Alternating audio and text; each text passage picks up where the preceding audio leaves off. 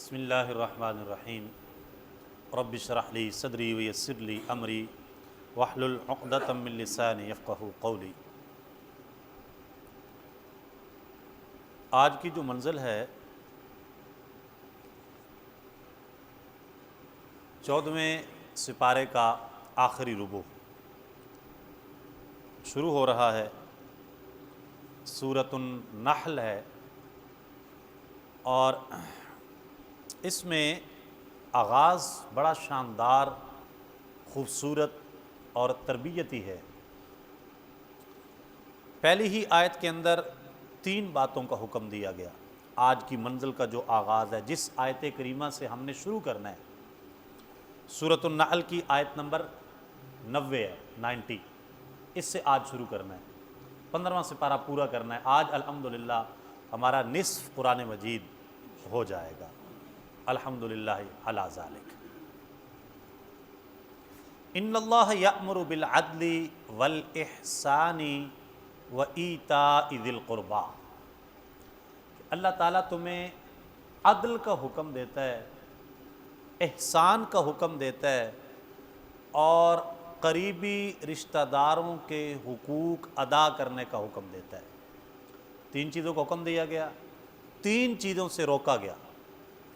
وَيَنْهَى عَنِ الْفَحْشَاءِ وَالْمُنْكَرِ وَالْبَغْيِ، اللہ تعالیٰ تمہیں بے حیائی سے، ہر طرح کی برائی سے، سرکشی اور زیادتی سے روکتا ہے۔ بے حیائی سے اللہ تعالیٰ نے منع کیا ہے۔ العیاذ باللہ، الامان والحفیظ، زمانے نے، یعنی زمانے کے لوگوں نے یہ وقت اور یہ مناظر بھی دیکھنے تھے۔ میں یہ پرسوں ایک وہ عورت مارچ والی، جو 8 مارچ والی خواتین ہیں، ان کا کسی ٹی وی چینل پہ ایک عالم دین کے ساتھ ان کا وہ ڈیبیٹ چل رہی تھی، تو انہوں نے ان کو توجہ دلائی کہ بھئی آپ نے یہ جو عورت مارچ کے نام پہ وہاں پر ناچ گانا آپ کر رہی تھیں، تو یہ تو کوئی حقوق تو نہیں ہے، اور اللہ تعالیٰ بھی اس بات کو ناپسند کرتا ہے، آپ بے حیائی پھیلا رہی ہیں۔ انہوں نے کہا وہاں پہ ناچ گانا ہی تو ہو رہا تھا، کون سی بے حیائی ہو رہی تھی؟ آپ کس چیز کو بے حیائی کہتے ہیں؟ تو بہرحال اسی طرح ایک بیٹی ٹی وی چینل پہ بیٹھ کے یہ کہہ رہی تھی کہ اب مجھے مسلمان ہونے کے لیے سر پہ دوپٹہ لینا پڑے گا، یعنی میں سر پہ دوپٹہ لوں گی تو میں مسلمان ہوں، ادروائز میں مسلمان نہیں رہ۔ تو یہ چیزیں قرآن مجید سے دوری کی وجہ سے اس طرح کے جو کنسیپٹ ہیں وہ آتے ہیں، ورنہ تو کوئی چیز مخفی نہیں ہے، پوشیدہ نہیں ہے، واضح ہے۔ اللہ تعالیٰ نے فرمایا کہ اللہ تعالیٰ تمہیں بے حیائی سے، ہر طرح کی برائی سے اور سرکشی اور زیادتی سے روکتا ہے، منع فرماتا ہے۔ اسی طرح پھر آگے اللہ رب العزت نے معاہدات کی پاسداری کا حکم دیا۔ ٹھیک ہے، کوئی بھی وعدہ کرو، کسی کے ساتھ بھی کرو، کسی لیول پہ بھی کرو، انڈیویجول لائف سے لے کے تمہارے جو نیشنل اور انٹرنیشنل افیئرز ہیں، تمہارا کسی کے ساتھ کوئی بھی ایگریمنٹ اگر قومی سطح پہ ہو رہا ہے تو اس کا بھی پورا کرنا ضروری ہے۔ حضرت امیر معاویہ رضی اللہ تعالی عنہ، آپ کا کسی کرسچن اسٹیٹ کے ساتھ کوئی ایگریمنٹ ہوا، ایک وقت تک جنگ بندی کا معاہدہ ہوا، اور آپ نے اس وعدے کو پورا کیا۔ جب وہ مدت قریب آ گئی، وہ ایگریمنٹ پورا ہونے لگا، چند دن باقی تھے، تو آپ نے اپنے لشکر کو تیاری کرنے کا حکم دیا اور کہا کہ ہم سرحد پہ جا کے دشمن کے سر پہ بیٹھتے ہیں، جس دن ہمارا ایگریمنٹ پورا ہوگا دشمن کو سنبھلنے کا موقع نہیں دینا، فوراً اٹیک کر دینا ہے اور ان کو دبوچ لینا ہے۔ اتنے میں ایک صحابی رسول لشکر میں سے دوڑتے ہوئے نکلے آئے اور انہوں نے کہا جی وعدے کو پورا کرو، وعدے کو پورا کرو، وعدے کو پورا کرو، وعدے کو پورا کرو۔ انہوں نے کہا کہ امیر لشکر، میں نے نبی پاک علیہ الصلوۃ والسلام کا فرمان علی شان سنا ہے، جس کا مفہوم کہ جب تم کسی قوم کے ساتھ وعدہ کرو، معاہدہ کرو، تو اس وقت تک اپنی سواریاں مت باندھو جب تک وہ وعدہ پورا نہ ہو جائے۔ لہذا ہمیں جو ہے وہ نہیں ان کے سر پہ جا کے بیٹھنا چاہیے جب تک ہمارا وعدہ ان کے ساتھ چل رہا ہے۔ جب وعدہ پورا ہو جائے گا، مدت گزر جائے گی، اس کے بعد پھر ہم اپنے گھوڑے جو ہے وہ ان پر زینے ڈالیں گے۔ قربان جائیں سلطان اسلام حضرت امیر معاویہ رضی اللہ تعالیٰ عنہ نے جب نبی پاک علیہ السلام کی یہ ایک حدیث پاک سنی اسی وقت گھوڑا موڑ دیا اور اپنے ساری فوج کو بھی کہہ دیا کہ بالکل ٹھیک ہے، جب حضور کا فرمان آ گیا ہے تو بس پھر ہم واپس چلتے ہیں اور اس وعدے کو ہم پورا کریں گے۔ یہی نہیں کہا کہ یہ وقت کا تقاضا ہے، اب وقت اور تھا، اب وقت اور ہے، حالات کی نزاکت ہے، اب ہم بہتر سمجھتے ہیں، اس وقت ہم نے کیا کرنا ہے، حالات بڑے خراب ہیں، اب ایسا ممکن نہیں ہے، اب اس پہ عمل نہیں ہو سکتا۔ وہ نبی پاک علیہ السلام نے اس وقت اس ایسے کہا ہوگا تو اب ایسے نہیں، امتی کا یہ حق نہیں بنتا۔ مسلمان کا مطلب یہ ہوتا ہے جو اللہ اور اس کے رسول علیہ السلام کے حکم کے سامنے سر تسلیم خم کر دیتا ہے، بس وہاں پہ چونکہ چراں کے جیسا کہ ویسا کہ اس لیے یہ نہیں چلتا۔ اللہ رب العزت نے آگے فرمایا کہ جو بھی نیک اعمال کرے گا اسے جزا دی جائے گی۔ سورۃ النحل کی آیت نمبر 97 کے اندر فرمایا من عمل صالحا من ذکر او انثی وہو مؤمن فلنحیینہ حیاتا طیبہ، جو مرد یا عورت نیک عمل کرے اور وہ مومن ہو تو ہم ضرور اسے پاکیزہ زندگی دیں گے۔ تو یہ ہے کہ ہر مومن، کوئی بھی مومن ہے جو مرد ہے یا عورت ہے، جو بھی نیکی کرے گا اللہ تعالیٰ اس کا صلہ اس کو دنیا میں بھی اور آخرت میں بھی ضرور عطا فرمائے گا۔ جھوٹ کی لعنت اللہ رب العزت نے فرمایا انما یفتر الکذب الذین لا یؤمنون بآیات اللہ واولئک هم الکاذبون، جھوٹا بہتان وہی باندھتے ہیں جو اللہ کی آیتوں پر ایمان نہیں لاتے اور وہی جھوٹے ہیں۔ جھوٹ کی سخت مذمت کی گئی، لہذا امت مسلمہ کی تربیت کی گئی کہ تمہیں کبھی بھی جھوٹ نہیں بولنا چاہیے۔ مرتد کی سزا، حلال اور حرام رزق کے متعلق ہدایات کی گئی۔ فرمایا گیا فَكُلُوا مِمَّا رَزَقَكُمُ اللَّهُ حَلَالًا طَيِّبًا، یہ سورۃ النحل کی آیت نمبر 114 ہے، 114۔ تو اللہ کا دیا ہوا حلال پاکیزہ رزق کھاؤ اور اللہ کی نعمت کا شکر ادا کرو اگر تم اس کی عبادت کرتے ہو۔ آگے حرام اشیاء سے منع کیا گیا سورۃ النحل کی آیت نمبر 115 کے اندر، فرمایا انما حرم علیکم المیتۃ والدم ولحم الخنزیر وما اہل لغیر اللہ بہ، تم پر صرف مردار، خون، سور کا گوشت اور وہ جس کے ذبح کرتے وقت اللہ کے سوا کسی اور کا نام پکارا گیا سب حرام ہے۔ بتا دیا کہ کیا کیا چیزیں کھانا تمہارے لیے حرام ہے۔ حضرت ابراہیم علیہ السلام کا تذکرہ بڑے خوبصورت پیرائے میں بڑے ہی حسین الفاظ کے ساتھ کیا گیا۔ بتایا گیا ان ابراہیم کان امۃ قانتا للہ حنیفا ولم یک من المشرکین، بے شک ابراہیم تمام اچھی خصلتوں کے مالک، ایک پیشوا، اللہ کے فرما بردار اور ہر باطل سے جدا تھے اور وہ مشرک نہ تھے۔ تو حضرت ابراہیم علیہ السلام کی شان بیان کی جا رہی ہے، خود قرآن میں بیان کی جا رہی ہے، اور قرآن یہ اسلوب دے رہا ہے کہ اللہ کے نبیوں کی شانیں بیان کرنا یہ تو خود اللہ رب العزت کی بھی سنت ہے۔ تو اللہ اپنے بندوں کو بھی حکم دیتا ہے کہ جن نبیوں کی میں عظمت شانیں بیان کرتا ہوں ان کی تم بھی بیان کیا کرو۔ تو لہذا ہمیں بھی حضور علیہ السلام کی اور آپ کے جد امجد حضرت ابراہیم علیہ السلام ان کی عظمتیں اور شانیں وقتاً فوقتاً بیان کرتے رہنا چاہیے۔ دعوت دین کی 3 سطحیں بیان کی گئیں، بڑا امپورٹنٹ یہ چیپٹر ہے، کبھی آپ وقت نکال کے اس کو ضرور پڑھیں کہ معاشرے کے ذہین اور سوچنے سمجھنے والے لوگوں کو حکمت یعنی دلائل کے ساتھ لاجیکلی ان کو کنونس کرنے کا حکم دیا گیا، اور فرمایا گیا ادعو الی سبیل ربک بالحکمہ، ان کو حکمت کے ساتھ، دانائی کے ساتھ لاجیکلی ان کو کنونس کرو۔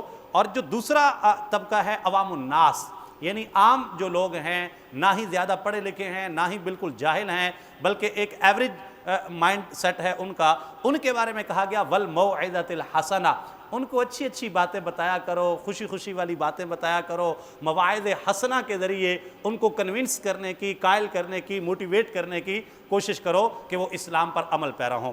تیسرا جو طبقہ ہے وہ ہیں فتنہ اٹھانے والے لوگ، سرکش قسم کے، باغی طبیعت کے لوگ، جن کے مزاج میں اکھڑ پن ہے، جھگڑا ہے، بغاوت ہے، لڑائی جھگڑا ہے، اور وہ ہر وقت فسادی ذہن کے ساتھ چلتے ہیں۔ ان کے بارے میں کہا گیا وَجَادِلْهُمْ بِالَّتِي هِيَ أَحْسَنُ، ان کے ساتھ ڈیبیٹ کرو۔ کیا کرو؟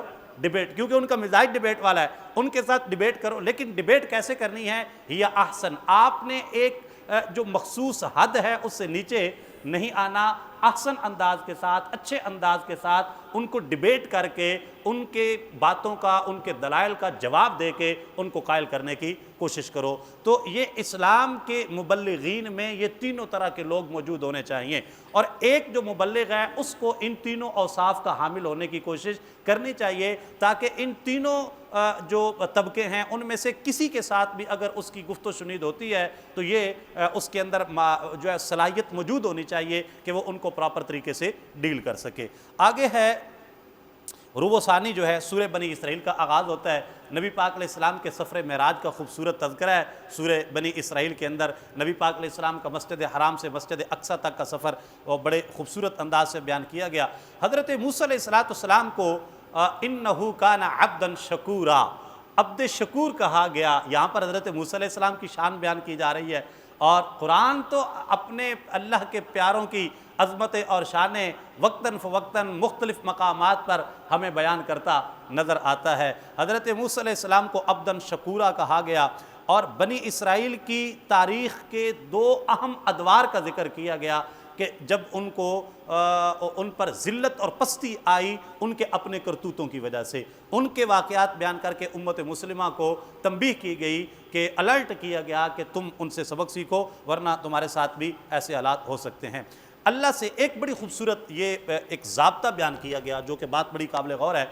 اللہ سے کسی مخصوص شے نہیں، شے کا سوال نہ کرو بلکہ بھلائی مانگو۔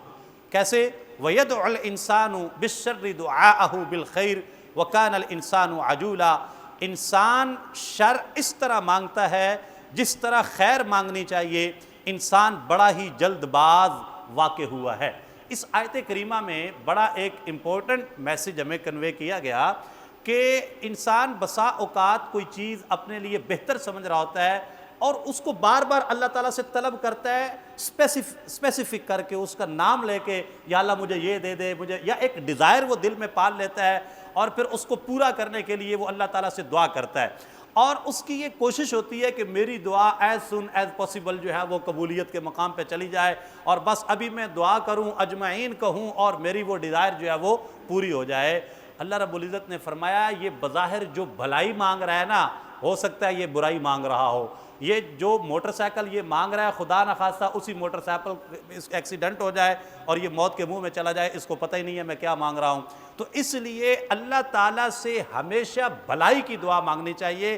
کیا الفاظ سکھائے؟ ربنا آتنا فی الدنیا حسنہ وفی الآخرۃ حسنہ، یا اللہ دنیا بھی اچھی عطا فرما اور آخرت بھی اچھی عطا فرما۔ تو دعا جامع ہونی چاہیے اور اللہ تعالیٰ سے ہمیشہ بھلائی کا سوال کرنا چاہیے۔ یا اللہ تو جو دے، جس وقت دے، جیسا بھی دے، لیکن مجھے برکت والا عطا فرما، خیر والا عطا فرما، بہتری والا اور اچھائی والا اور بھلائی والا عطا فرما۔ تو یہ اسلوب دعا جو ہے یہ سکھایا گیا۔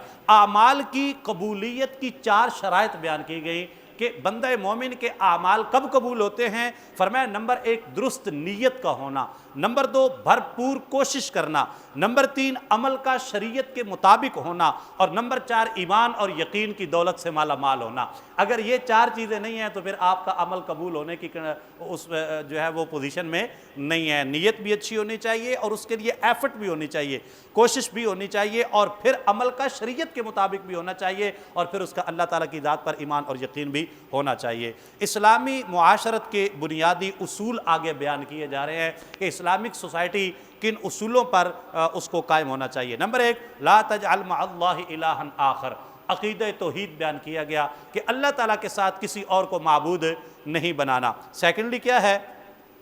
وَقَضَىٰ رَبُّكَ أَلَّا تَعْبُدُوا إِلَّا إِيَّاهُ، اللہ تعالیٰ کے سوا کسی کی عبادت نہیں کرنی۔ اور اس کے بعد حقوق العباد کا بیان تفصیلاً کیا گیا، اور ان میں بھی بالخصوص والدین کا مقام اور شان۔ فرمایا وَبِالْوَالِدَيْنِ إِحْسَانًا، والدین کے ساتھ اس نے سلوک کرنا ہے، اور اگر وہ بڑھاپے کو پہنچ جائیں تو ان کو اف بھی نہیں کہنا، ان سے بات بڑے نرم لہجے میں کرنی ہے، اور ان کے سامنے عاجزی کے پر بچھا دینے ہیں، اور ان کے لیے اللہ تعالیٰ کی بارگاہ میں دعا کرتے رہنا ہے، اپنے والدین کے لیے دعا کرتے رہنا ہے۔ اور آگے یہ فرمایا وَآتِ ذَا الْقُرْبَىٰ حَقَّهُ وَالْمِسْكِينَ وَابْنَ السَّبِيلِ، قریبی رشتہ داروں کے حق ادا کرو، مسافروں کے حق ادا کرو اور مساکین کے حقوق ادا کرو۔ ان کے حقوق دبانے نہیں چاہیے بلکہ نبھانے چاہیے۔ اور آگے اللہ کی راہ میں خرچ کرنے کے حوالے سے ہدایات دی گئی ہیں کہ اللہ کی راہ میں خرچ کریں لیکن مال کو بے جا خرچ نہیں کرنا چاہیے۔ ان المبذرین کانوا اخوان الشیاطین، فضول خرچی کرنے والوں کو شیطان کا بھائی قرار دیا گیا۔ اور اگر مالی اعتبار سے ہاتھ تنگ ہو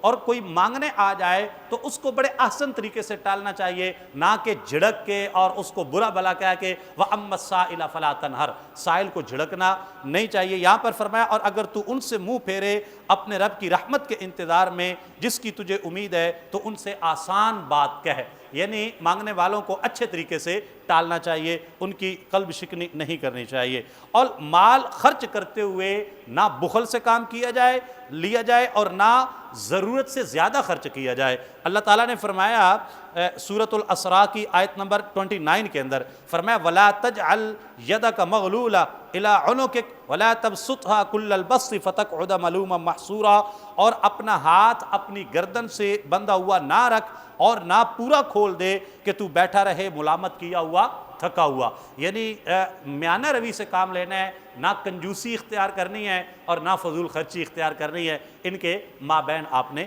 چلنا ہے۔ اور اسی طرح مال جان اور آبرو کی تحفظ کے لیے ہدایات دی گئیں۔ فرمایا گیا وَلَا تَقْتُلُوا أَوْلَادَكُمْ خَشْيَةَ إِمْلَاقٍ، اپنی اولاد کو نان و نفقہ کی کمی کے ڈر سے قتل نہ کرو کہ جی بچے ہو جائیں گے تو کھائیں گے کہاں سے، 2 ہو گئے ہیں تیسرا ہو جائے گا تو کہاں سے لاؤں گا۔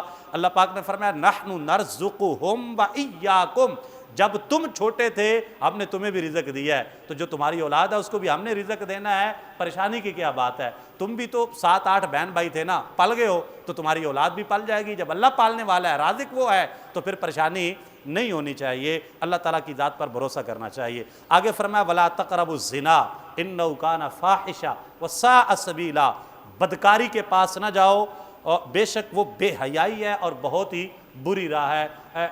خاندانی سسٹم کو، فیملی سسٹم کو تباہ و برباد کرنے کا جو ایک اہم ترین ذریعہ ہے وہ بدکاری ہے، لہذا اس سے امت مسلمہ کو بچنے کا حکم دیا گیا۔ اسی طرح یتیموں کے مال سے دور رہنے کا حکم دیا گیا کہ ان کا مال کھانے کی نیت سے ان کے مال کے قریب بھی نہ جاؤ۔ وَلَا تَقْرَبُوا مَالَ الْيَتِيمِ إِلَّا بِالَّتِي هِيَ أَحْسَنُ، اور یتیم کے مال کے پاس جاؤ تو اس راہ سے جو سب سے بھلی ہے، یعنی ان کے فائدے کے لیے تو آپ ان کے مال کو استعمال کر سکتے ہو لیکن ہڑپ کرنے کے لیے نہیں ہے۔ اسی طرح پھر آگے وعدے کی پابندی کی تلقین کی گئی، ناپ تول میں کمی کرنے سے منع کیا گیا، اور بغیر علم کسی بات پر یقین نہ کرو۔ ہمارے آج کے دور سے یہ بہت اہم بات ہے، وَلَا تَقْفُ مَا لَيْسَ لَكَ بِهِ عِلْم، اور اس بات کے پیچھے نہ پڑ جس کا تجھے علم نہیں۔ إِنَّ السَّمْعَ وَالْبَصَرَ وَالْفُؤَادَ كُلُّ أُولَئِكَ كَانَ عَنْهُ مسئولا، بے شک کان، آنکھ اور دل ان سب سے سوال ہونا ہے۔ بھائی جان ما یلفظ من قول الا لدیہ رقیب عتید، آپ جو لفظ منہ سے نکالتے ہیں نا اس پر ایک نگہبان موجود ہے اس کو نوٹ کرنے کے لیے، اس کا جواب دینا پڑے گا۔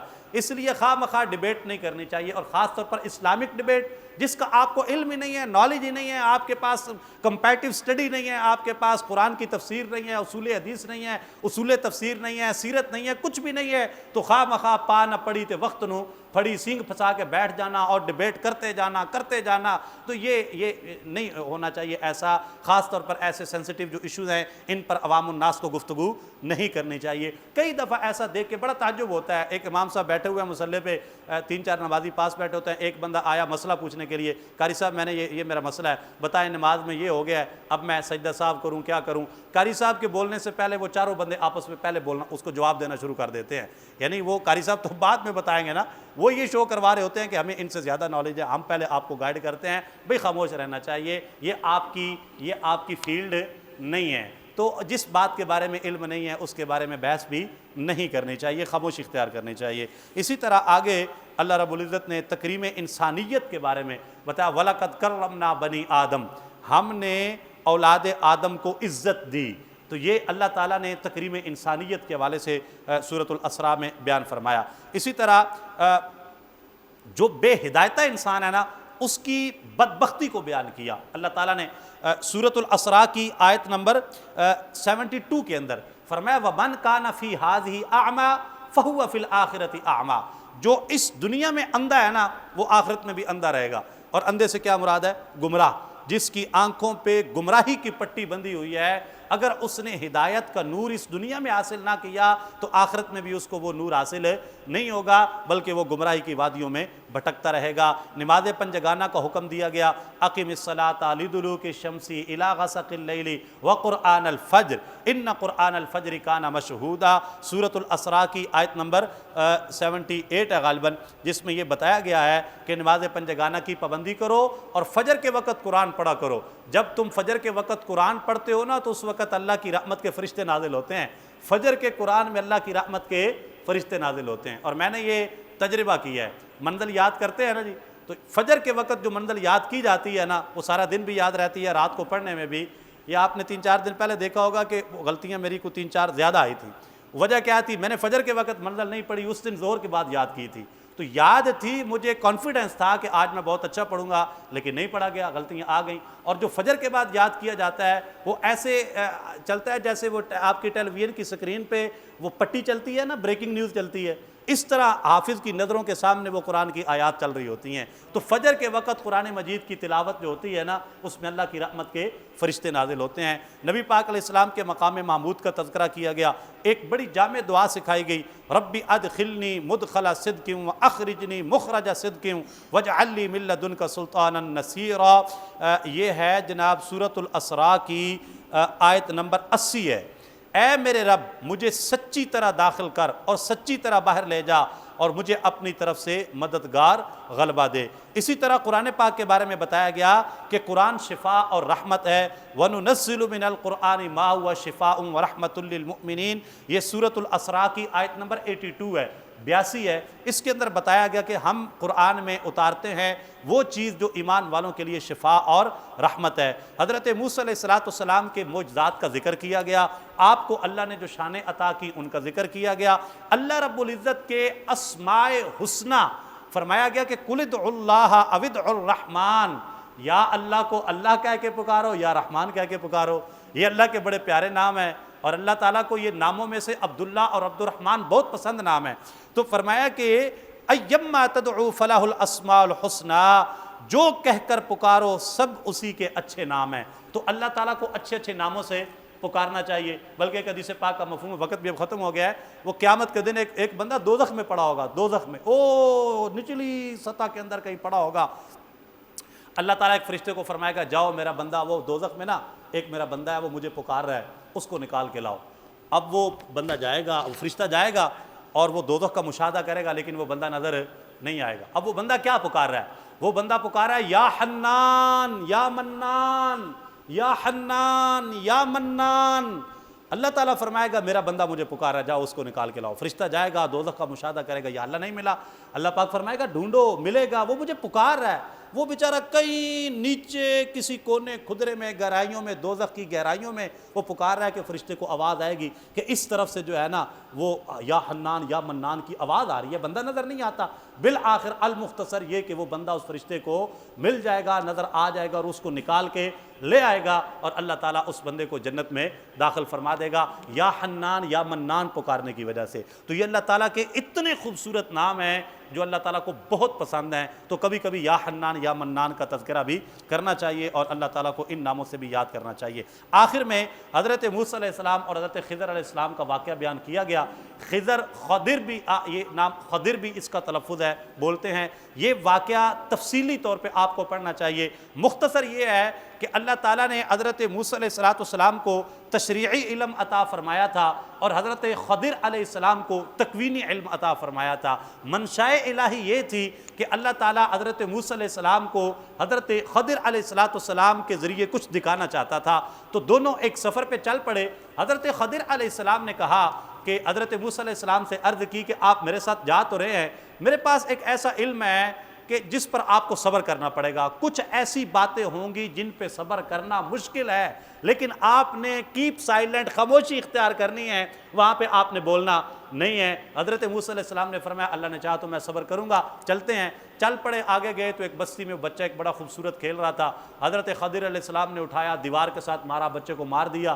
حضرت موسیٰ علیہ السلام نے کہا یہ کیا کر دیا؟ بچہ جیتا جاگتا اتنا پیارا بچہ، اس کو مار دیا ہے۔ انہوں نے کہا میں نے آپ کو کہا تھا کہ بولنا نہیں ہے، آپ نے پھر انٹرفیئر کر دیا ہے۔ کہا اچھا جی میں اب نہیں بولوں گا، آگے چلتے ہیں۔ آگے جب گئے تو وہ ایک بستی میں کہا کہ بھئی رات ہو گئی ہے، ہمیں یہاں پہ سٹے کرنے دیا جائے۔ انہوں نے کہا نکل جاؤ، کوئی سٹے نہیں ہے، کوئی روٹی نہیں، کوئی بستر نہیں، کوئی پانی نہیں، نکل جاؤ یہاں سے۔ کوئی مہمان نوازی نہ کی۔ جب رات کو باہر ہی رات گزاری نکلے تو آگے شہر کے باہر ایک دیوار تھی، وہ دیوار گرنے والی تھی۔ حضرت خضر علیہ السلام نے حضرت موسیٰ علیہ السلام سے کہا کہ آئیں جی یہ دیوار جو ہے اس کو تعمیر کر دیتے ہیں۔ آپ نے فرمایا بھئی انہوں نے ہمیں پانی کا گلاس نہیں دیا، روٹی کا ٹکڑا نہیں دیا، ایک بستر تک نہیں دیا، ایسے بے مروت لوگ ہیں۔ آپ نے جو ہے ان کو کہا بھی مٹی بنا بنا کے لاؤ، یہ دیوار ٹھیک کرنی ہے۔ اب ان سے مٹی بھی تھپوائی، پانی بھی اٹھوایا، وہ دیوار بھی ساری بنوائی۔ جب آپ نے کہا بھئی یہ ہمیں ایک روٹی کے چند لقمے دینے کے روادار نہیں، آپ نے ان کی ساری دیوار بنوا دی ہے۔ انہوں نے کہا آپ نے پھر انٹرفیئر کیا، میں نے کہا تھا بولنا نہیں۔ کہا جی چلے اب نہیں بولوں گا۔ جب آگے چلے کشتی میں سفر کیا، وہ جس کشتی پہ بیٹھے وہ دو نوجوان تھے، ان کی کشتی بالکل نوی نکور بنوا کے لائے تھے لکڑی کی۔ جب کشتی سے نیچے اترے خضر علیہ السلام نے مارا اور اس کا پھٹا توڑ دیا اور اس کو ڈیمیج کر دیا۔ آپ نے کہا بھئی اس سے بھی بھئی یہ کیسی عجیب بات ہوئی کہ جنہوں نے ہم پر اتنا احسان کیا ہے، وہ جو بے مروت لوگ تھے جنہوں نے روٹی کا لقمہ نہیں دیا، ان کی پوری دیوار بنوا دی، اور جنہوں نے دریا پار کروایا ہے ان کی نوی کشتی توڑ دی ہے، یہ کیا بات ہوئی؟ انہوں نے کہا بس دی اینڈ، اب آپ کا ہمارا سفر آگے نہیں چلے گا۔ رہ گئی بات ان تین باتوں کی، تو وہ جو بچہ تھا نا، وہ تھا تو بڑا پیارا، لیکن اس نے سرکش بننا تھا، بڑے ہو کے اس نے باغی ہونا تھا، شیطان کی راہوں پہ چلنا تھا۔ ماں باپ نے اس بچے کی محبت میں آ کے اللہ سے دور ہو جانا تھا، اس لیے میں نے اس کو جو ہے وہ دنیا سے، تاکہ اللہ تعالیٰ اس کے بدلے اور اولاد دے گا جو کہ نیک ہوگی۔ اسی طرح فرمایا کہ وہ جو دیوار تھی نا، وہ دیوار جو گر رہی تھی اس کے نیچے یتیم بچوں کا مال چھپا ہوا تھا، ان کا باپ چھپا کر گیا تھا۔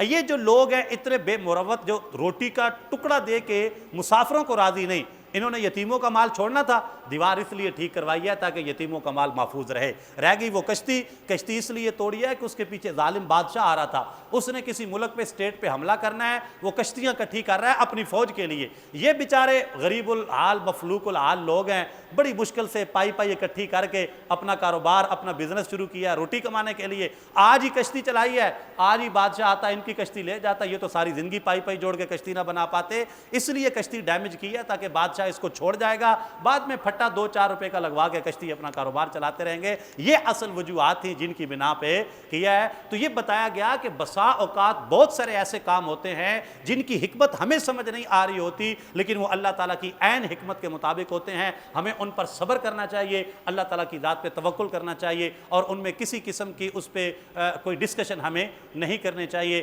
اپنے کمنٹس نہیں دینے چاہیے، بلکہ اللہ کی رضا پہ راضی رہنا چاہیے۔ اللہ تعالیٰ مجھے آپ کو عمل کی توفیق عطا فرمائے۔